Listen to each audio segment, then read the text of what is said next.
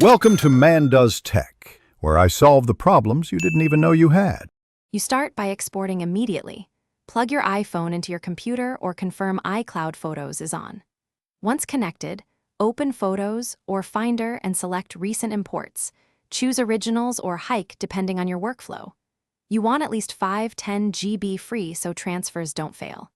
Make sure to choose a destination folder named by year/month for later searchability, and if using iCloud, verify sync is complete before deleting local copies.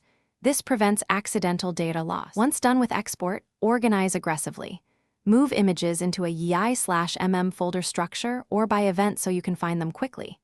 If you need compatibility, batch convert Hike to JPG using a trusted converter. This preserves access across devices. Make sure to add tags or IPT keywords for subjects and locations. This speeds future searches.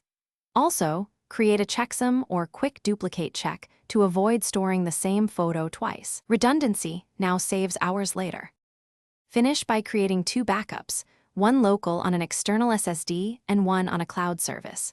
Once the copy completes, verify integrity with checksums or by opening a random sample of files. If you spot corruption, restore from the other copy immediately.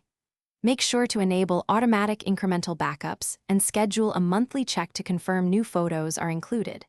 If transfers fail, try a different cable or use AirDrop. Corrupted transfers often mean a flaky connection rather than lost images. Thanks for watching. If you found this helpful, don't forget to like and subscribe.